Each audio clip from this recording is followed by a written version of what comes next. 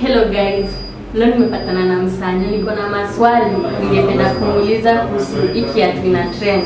Suggestion yake ni gani? Na wewe according to you kurusha kiatu unaonaje? Kurusha kiatu ya president.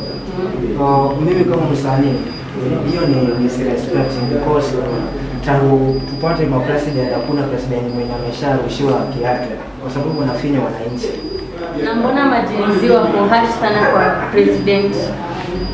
President wetu lazima tukue harsh kama sisi majenzi. Kwa sababu ametufinya sisi kama majenzi lazima tukue harsh. Hakuna kitu kinatoka kwa serikali, kazi hakuna.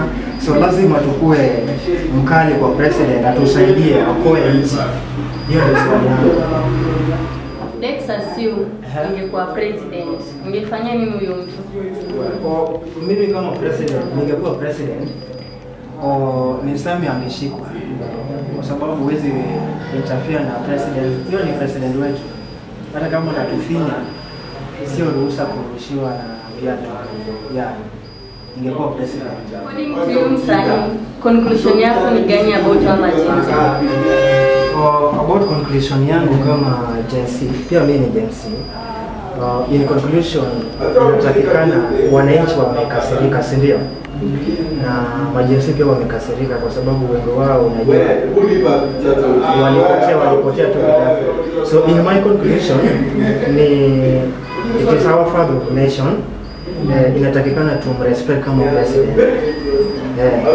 Kama kuna jambo tunashare, tunaketi chini tunashare, lakini sio kurusha viatu. Ni father of nation. Pia Biblia inasema sijui na command number 4 inasema we should respect our elderly. So ni kama ni mzazi, we need to take a point kama mzazi pia. Tusimchukue kama ni president ama adui atumtaki.